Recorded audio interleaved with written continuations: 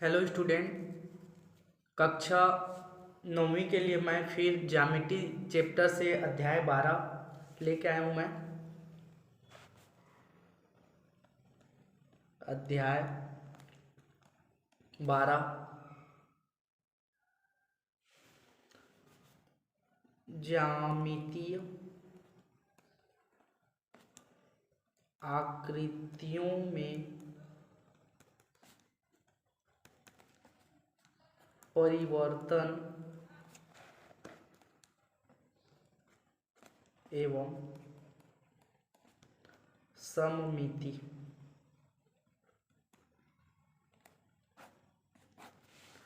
ज्यामितीय आकृतियों में परिवर्तन एवं सममिति।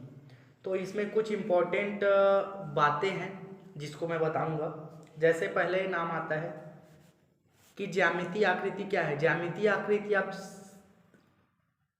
आकृति से ही परिचित हो, त्रिभुज, चतुर्भुज, वर्ग, आयत, है ना, इस टाइप का। परिवर्तन एवं सममिति, तो ये सममिति क्या है और सर्वांग समता क्या है, ये सबको मैं आपको बताता हूँ। जैसे पहला नाम आता है सर्वांग समता। तो सर्वांग समता उसको बोलेंगे सर्वांग समान, सर्व समान। सर्वांग समता में सर्व समान आकृतियां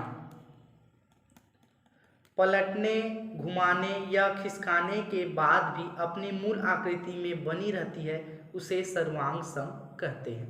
ठीक, जैसे एग्जाम्पल, कोई एक एग्जाम्पल ले लेते हैं।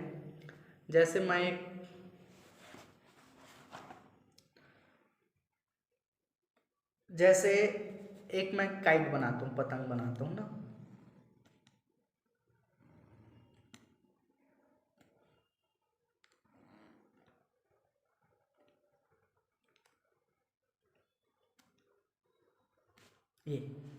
ये अपना एक पतंग है। अब मान लो इस पतंग को बीच से मैं कटिंग कर देता हूँ, तो दो भाग में डिवाइड होगा।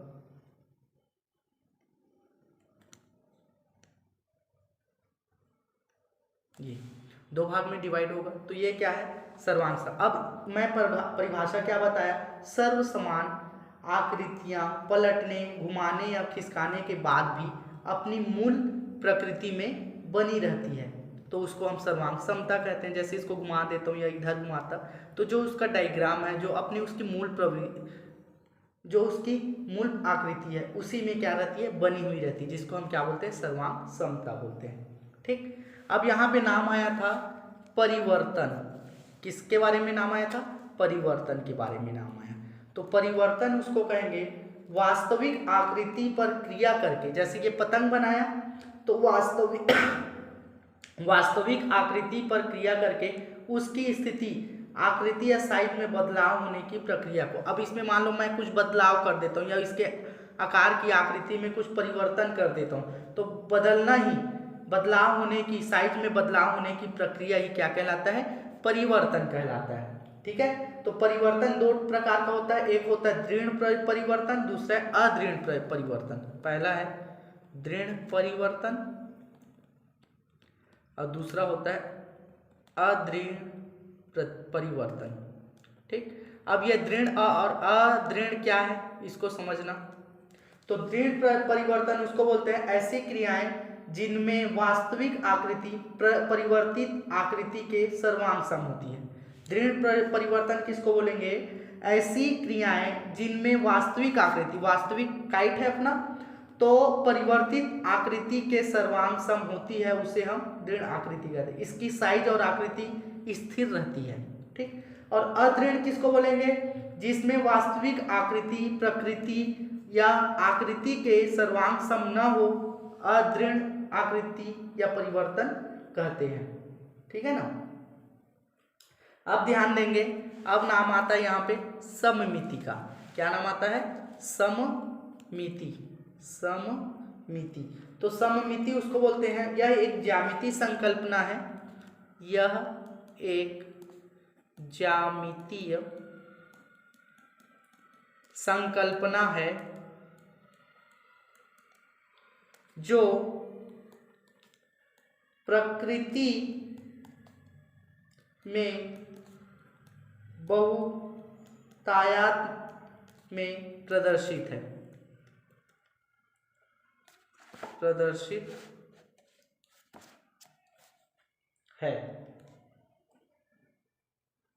जिसका सर्वांग समता से निकट का संबंध है। ठीक है, तो उसको हम क्या बोलेंगे, सममिति कहते हैं। ठीक है ना।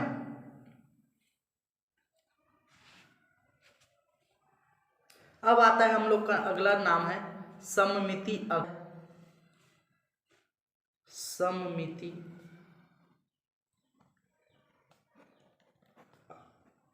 अक्ष। तो सममिति अक्ष उसको बोलेंगे कोई आकृति जिस रेखा के सापेक्ष सममिति होती है उस रेखा को सममिति अक्ष कहते हैं। ठीक है ना, क्या बोलेंगे, सममिति अक्ष बोलेंगे। और अब आता है सममिति रेखा, पांचवा नंबर आता है सममिति रेखा। तो सममिति रेखा उसको बोलेंगे जो रेखा आकृतियों को ठीक दो हिस्सों में विभाजित करे उसे सममिति रेखा कहते हैं। जैसे यहाँ पे काइट बनाया, अब इस काइट को दो भाग में बांटा तो ये भाग प्राप्त हुआ, तो दो भाग में बांटना तो जो रेखा प्राप्त हुआ उसी को बोलेंगे हम लोग सममिति रेखा। ठीक, जैसे हम कॉपी का बात करते हैं तो कॉपी के दोनों सिरों को एक दूसरे में, यदि दो पन्नों को दो पन्नों के यदि हम जोड़ते हैं और अलग अलग करते हैं तो एक पन्ना दूसरे पन्ना एक दूसरे का क्या होगा, सममिति आकृति होगा, समान आकार की आकृति। ठीक है ना। अब सममिति अक्ष की यदि हम संख्या का बात करें, इसी में संख्या का बात करें तो संख्या उसको बोलेंगे सममिति आकृति के एक से अधिक सममिति अक्ष हो सकते हैं, उसे सममिति अक्षों की संख्या कहते हैं। जैसे कि ये मैं चतुर्भुज बना दिया, अब इसमें सममिति अक्ष ये और ये। ठीक है ना, ये ठीक है ना, ये हो गया अपना। जैसे वर्ग है तो वर्ग में सममिति अक्ष की संख्या कितनी होती है, तो वर्ग में सममिति अक्ष, वर्ग का बात करें तो वर्ग में सममिति अक्ष की संख्या कितनी होती है, 4 होती है। ऑब्जेक्टिव में पूछा जा सकता है। जैसे समबाहु त्रिभुज में, समबाहु त्रिभुज जिसकी भुजाएं आमने सामने की भुजाएं, जिसकी सभी भुजाएं क्या हो, समबाहु त्रिभुज है ना। तो समबाहु त्रिभुज में सममिति अक्ष की संख्या कितनी होगी, 3 होगी। ठीक है। अंग्रेजी अक्षर जैसे यू का बात करें, जैसे यू का बात करें, अब इसमें सममिति अक्ष की संख्या क्या होगी, तो इसमें सममिति अक्ष की संख्या क्या होगी, सममिति अक्ष मतलब इसमें एक ही है, क्या है, एक है। यदि आयत की बात करते हैं तो आयत में सममिति अक्ष की संख्या कितनी होगी, आयत, ये आयत आमने सामने की भुजा है ना, तो इसमें कितनी होगी, 2 होगी। ठीक है ना। वैसे ही वृत्त में बात करें तो वृत्त में सममिति अक्ष की संख्या कितनी होगी, तो इनमें से कोई नहीं होगा, कोई होगा नहीं वृत्त में सममिति अक्ष की बात करें तो। ठीक है ना।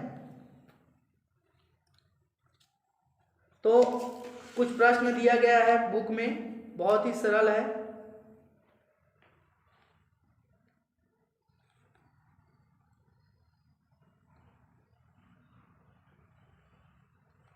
जैसे कि प्रश्नावली 12.1 का बात करते हैं तो 12.1 में कुछ पेड़ वेड़ और कुछ पजल्स दिया है, कप वप दिया है और क्या दिया है, चित्र दिया है, चित्र मतलब पक्षी का दिया है।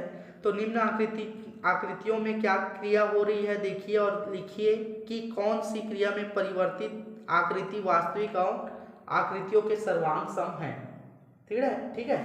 जैसे पहला चित्र क्या है, पहला चित्र इस टाइप का है, ध्यान देंगे। पहला चित्र किस टाइप, ये अपना पहला चित्र है,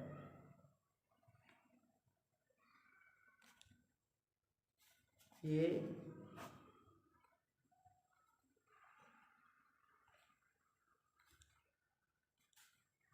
फिर पेड़ है,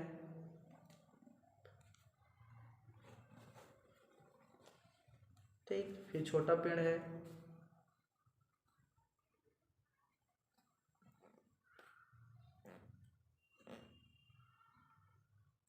है ना, मतलब ये बड़ा, फिर उसके बाद फिर छोटा है,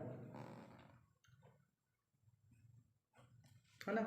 ऐसे करके दो चित्र दिया गया, पहला और ये दूसरा। अब इसमें अपने को ये बताना है कि देखिए और लिखिए कि कौन सी क्रिया में परिवर्तित और आकृति वास्तविक आकृति के सर्वांग होंगे। तो ये देखो पहला में क्या बताया जा रहा है, ये दृढ़ परिवर्तन बताया जा रहा है। दृढ़ परिवर्तन मतलब उसके आकार की आकृति में चेंज हुआ, परिवर्तन हुआ, तो ये क्या कहलाएगा, पहला दृढ़ क्या कहलाएगा, दृढ़ परिवर्तन, क्योंकि आकृति में क्या हुआ, चेंज हुआ। उसके बाद परावर्तित आकृति, परावर्तित आकृति परिवर्तित हुआ, और वास्तविक आकृति के सर्वांग सम, और वास्तविक आकृति के क्या है, सर्वांग सम, वास्तविक आकृति के सर्वांग सम। ठीक, जो वास्तविक आकृति है उसके उस सर्वांग सम एक जैसे पेड़ है, लेकिन आकृति में क्या चेंजेस है, तो दृढ़ परिवर्तन और परावर्तित, है ना, आकृति हुआ। उसका सेकंड देखो, सेकंड में क्या दिया है, पजल दिया है। तो पजल में क्या दिया है, पजल में हम क्या बोल सकते हैं, डिब्बा दिया गया है ना, तो इस डिब्बा को हम क्या बोल सकते हैं, इस टाइप का दिया हुआ है।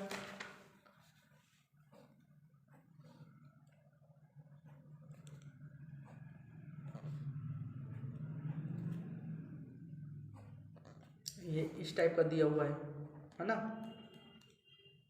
वैसे इधर दिया हुआ है, तो इसको हम बोल सकते हैं क्या, अदृढ़ परिवर्तन और परावर्तित आकृति, वास्तविक आकृति। ठीक है, ये इस टाइप का है। प्रश्नावली 12.1 देख लेंगे। प्रश्नावली 12.2 में दिया है क्या, इस आपको कमरे की दीवार के लिए बॉर्डर बनाया गया है, बॉर्डर के कुछ तरह इसे भरे, ये सब दिया गया है। ठीक है, प्रश्न तीसरा है इसमें,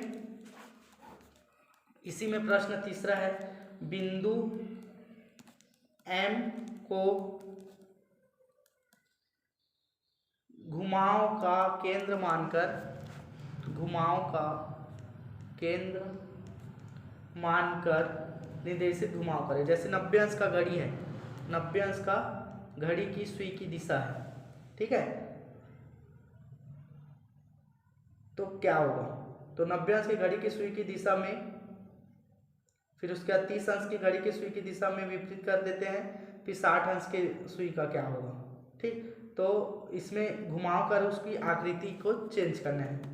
ठीक है ना, तो उस आकृति को यदि हम घुमा देते हैं 90 अंश की घड़ी की सुई की दिशा में, तो उसकी आकृति में क्या चेंज होगा। 30 अंश की घड़ी की दिशा को यदि हम घुमा देते हैं तो क्या होगा, ये अपना आकृति में चेंज करके आप बना सकते हो। ठीक है, इसके बाद आता है प्रश्नावली 12.3। तो 12.3 में कुछ आकृति वस्तुएं बनाइए जिनमें कम से कम एक रेखा पाई जा रही, चक्रीय सममितता पाई जाती हो। ठीक है, ये सब पढ़ लेंगे। तो ये था अपना सममिति से कुछ नहीं है, सिंपल सा था। ठीक है, आगे हम नेक्स्ट क्लास में आप लोग को प्रश्न अध्याय 13 बताएंगे, ज्यामिति रचनाएं। ठीक है, धन्यवाद।